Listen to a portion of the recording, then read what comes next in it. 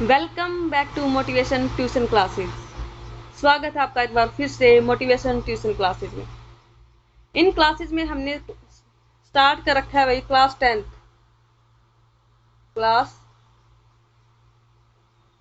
10th का mathematics start कर रखा है, जिसमें चैप्टर फर्स्ट और सेकंड जो है हमारा कंप्लीट हो चुका है और ये हमारा चल रहा है चैप्टर थर्ड, जिसमें एक्सरसाइज हमारी 3.1 है। ये इसमें जो है हमने एक्सरसाइज 3.1 का क्वेश्चन फर्स्ट जो है पहले ही कंप्लीट कर लिया है और आज हम करने वाले हैं क्वेश्चन सेकंड। तो चलिए शुरू करते हैं आज की क्लास। ये रहा भाई हमारा पहला क्वेश्चन स्क्रीन के ऊपर। हमारा फर्स्ट क्वेश्चन क्या है? हमारा फर्स्ट क्वेश्चन है भाई, ऑन कंपेयरिंग द रेशियोज, इन रेशियो को कंपेयर करते हुए find out whether the lines representing the following pairs of linear equations at a point parallel or coincident. आपको इनको क्या करना है? सबसे पहले कंपेयर करना है और फाइंड करना है कि ये जो है किसी पॉइंट पे, एक पॉइंट पे कट कर रही है, इसके ये पैरेलल्स हैं, ये कोइंसिडेंट्स हैं। ठीक है, आपको बताना है कि ये क्या रहने वाली है। तो चलिए करते हैं हमारा पहला क्वेश्चन। फर्स्ट क्वेश्चन है भाई हमारा, ये रहा स्क्रीन पे। फर्स्ट क्वेश्चन है हमारा 5x - 4y + 8 = 0। ये है हमारी फर्स्ट इक्वेशन। सेकंड इक्वेशन हमारी क्या है? 7x + 6y - 9 = 0। सबसे पहले आपको क्या करना है? रेशियोज लिखने हैं a1/a2, a1/a2। एक मिनट भाई, थोड़ा सा पेन को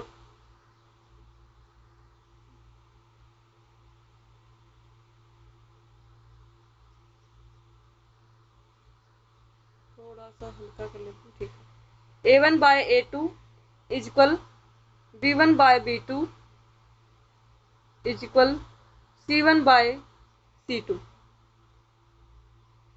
सबसे पहले आपको जो है ये लिख लेने हैं। इसमें आपको सबसे पहले फाइंड करना है कि a1 क्या है। a1 क्या रहेगा भाई? जो पहली इक्वेशन में पहले x के साथ वैल्यू आई है वो क्या आई है? 5। और a2 क्या रहेगा हमारी? जो सेकंड इक्वेशन में x के साथ वैल्यू आई है वो, तो वो रहेगा 7। ऐसे ही b1 निकालना है। b1 क्या रहेगा? -4। c1 क्या, सॉरी b2 क्या रहेगा? b2 क्या रहेगा? जो सेकंड इक्वेशन में y की वैल्यू है वो 6। y की वैल्यू नहीं, सॉरी, y के साथ में जो कोफिशिएंट है वो। फिर c की वैल्यू क्या है यहाँ? c1 जो पहली इक्वेशन में जिसके साथ न x है न y है, वो वैल्यू कितनी है? 8। c2 जो सेकंड इक्वेशन में x और y को छोड़ के जो वैल्यू है वो -9। अब आपको क्या करना है? इनको कंपेयर करना है। ठीक है, सबसे पहले क्या करोगे आप? a1/a2 = b1/b2 = c1/c2। इनको आपको लिख लेना है। उसके बाद इनकी जो वैल्यूज हैं उनको लिखना है आपको। तो a1 की वैल्यू क्या आई है भैया? 5 मीन्स 5/7, 5/7। ये भाई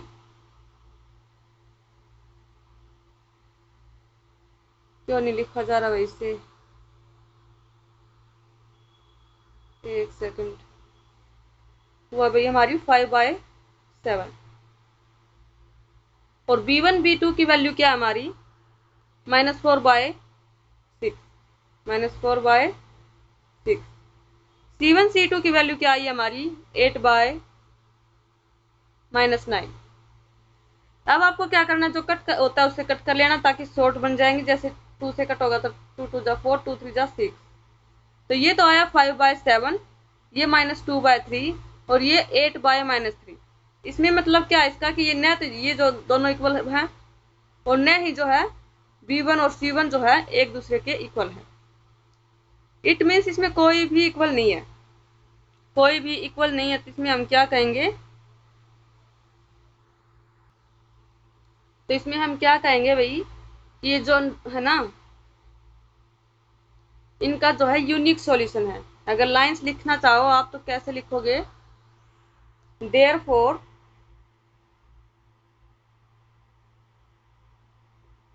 therefore these lines these linear equations लिख दो, these lines लिख दो, these linear equations intersect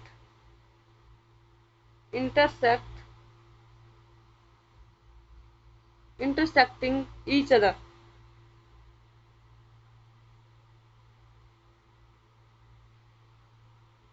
Therefore these linear equations intersecting each other, इसलिए ये जो यहाँ पे क्या है, जो लीनियर इक्वेशन दे रखी है दो, दोनों ही एक दूसरे को इंटरसेक्ट कर रही हैं, कट कर रही हैं।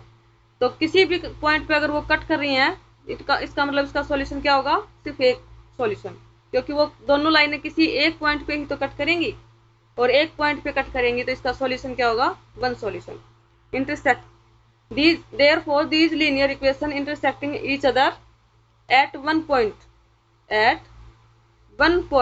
वे जो है एक दूसरे को कहाँ कट कर रही हैं, किसी एक पॉइंट पे कट कर रही है, कहीं भी कट करे चाहिए। सो इट हैज, इसके सॉल्यूशन क्या होंगे, it has one solution, it has only one possible solution.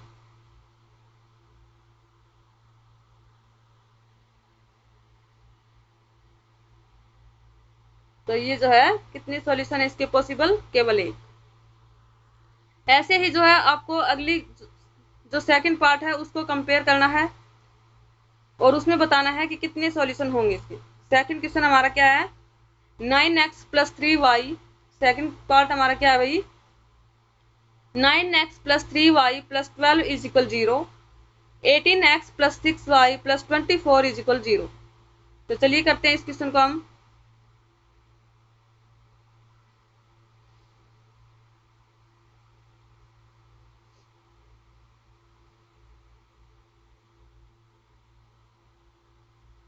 Second question हमारा ये रहा स्क्रीन पे। इसमें भी आपको क्या करना है, कुछ नहीं करना। सबसे पहले a1 a2 b1 b2 c1 c2 ऐसे लिख लेना है। फिर a1 की जगह a की वैल्यू रखो 9/a2 की वैल्यू 18, कट करोगे तो 9 × 9 9 दूनी 18, मीन्स इसकी जगह हम क्या लिखेंगे, 1/2 भी लिख सकते हैं, 1/2 कट करोगे तो ये आएगा, ठीक है।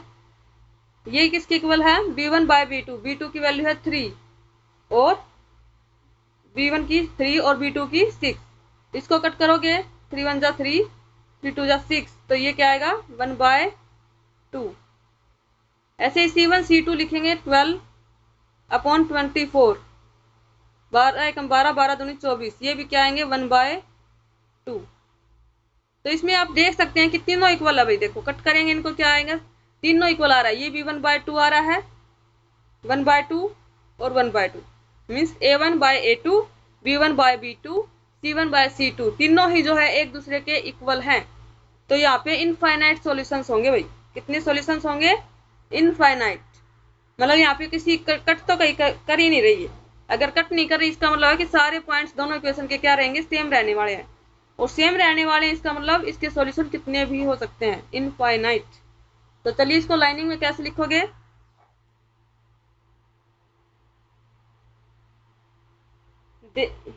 the linear equations therefore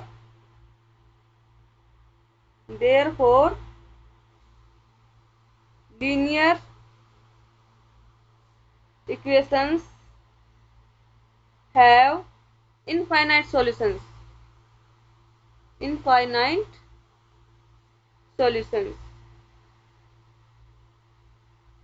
तो ये क्या कर रही हैं, इनफाइनाइट सॉल्यूशंस है इसके, अनेकों सॉल्यूशन है भाई।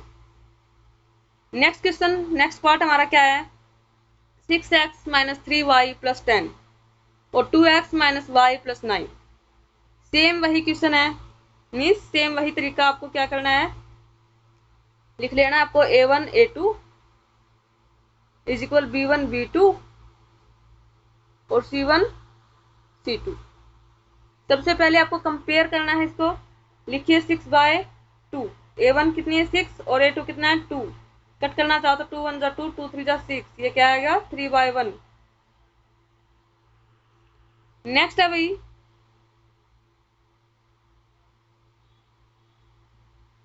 इसमें छोटी इक्वेशन को ऊपर लिखना चाहो तो वो भी कर सकते हो, ऐसे करना चाहो तो ऐसे भी कर सकते हो, कोई दिक्कत नहीं, कैसे भी करो।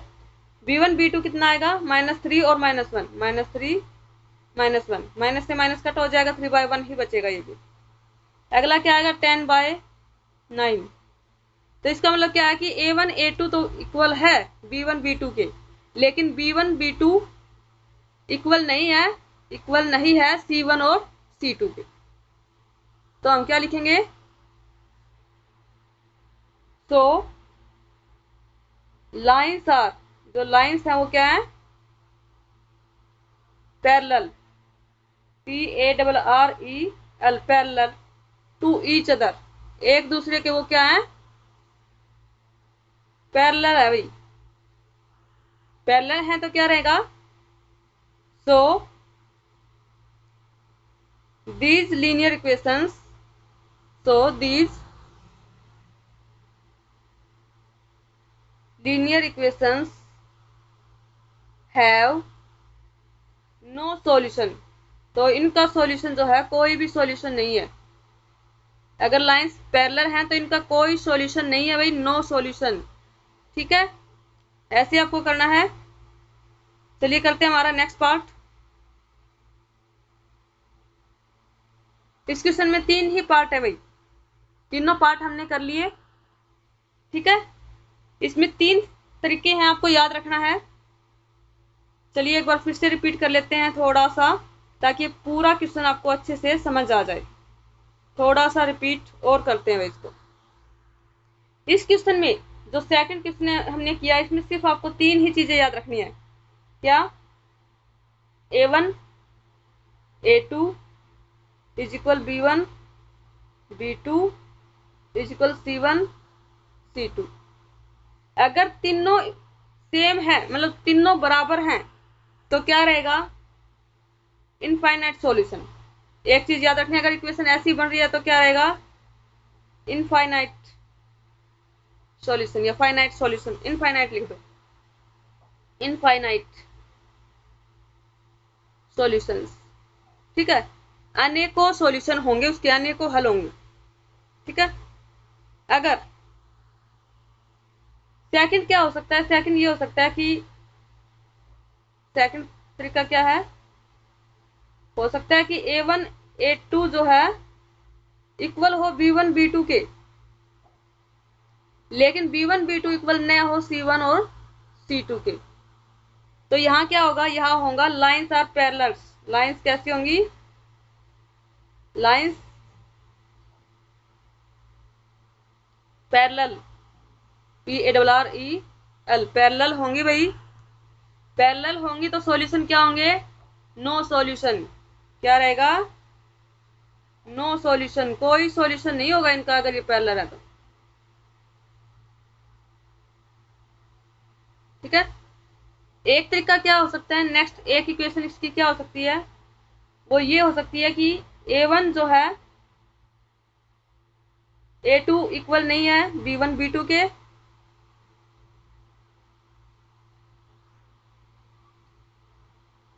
और b1 b2 भी इक्वल नहीं है c1 और c2 के। तो इसका मतलब ये होगा कि lines are intersecting each other. जो लाइंस है, मान लो कोई 2 लाइंस हैं, दोनों लाइंस क्या कर रही हैं, इंटरसेक्टिंग ईच अदर, एक दूसरे को कहीं पे कट कर रही हैं भाई। जब 2 लाइनें एक दूसरे को कहीं पे कट करेंगी, इसका मतलब एक पॉइंट आ गया, 1 पॉइंट। यहाँ पे क्या आ गया, 1 पॉइंट आ गया भाई, एक पॉइंट आ गया जिसपे दोनों लाइनें कट कर रही हैं। और अगर पॉइंट 1 है तो सॉल्यूशन भी क्या होंगे, one solution, one unique solution, एक ही जो है इसका सॉल्यूशन होगा। तो इस क्वेश्चन में आपको सिर्फ 3 ही चीजें याद रखनी है, जो मैंने लास्ट में एक बार फिर से अच्छे से रिपीट कर दी है। आप अच्छे से इनको थोड़ा सा माइंड में रखना, याद रखना, तो इससे जो आपका ये क्वेश्चन जो है क्या रहेगा, आपके लिए बिल्कुल ही ईजी रहेगा। ठीक है भाई, इस क्वेश्चन में सिर्फ इतना ही था आज के लिए। और आपको जो है हमारा नया चैनल शुरू किया हमने, स्टडी विद सरोज वाला, जिस चैनल पे जो है हम क्या कर रहे हैं, 5 मिनट की जीके सीरीज शुरू की हमने। क्या किया हमने, 5 मिनट की हरियाणा जीके की जो है सीरीज शुरू की है, जिसमें डेली जो है 5 मिनट लगा के अपने 5 क्वेश्चन जो है कर सकते हैं। उसमें जो है डेली अगर आप 5 क्वेश्चन भी करते हैं ना, तो 5 जो है क्वेश्चन की एक्सप्लेनेशन भी हो जाती है। मीन्स अगर डेली जो है आपके 5 क्वेश्चन नहीं 10 क्वेश्चन हो रहे हैं, अगर आप यूँ मानो कि अगर आप डेली 10 क्वेश्चन करते हैं तो 30 दिन में आपके 30 क्वेश्चन हो जाते हैं, और 365 दिन साल में जो आपके कितने हो जाएंगे, 3650 जो है क्वेश्चन हो जाएंगे आपके।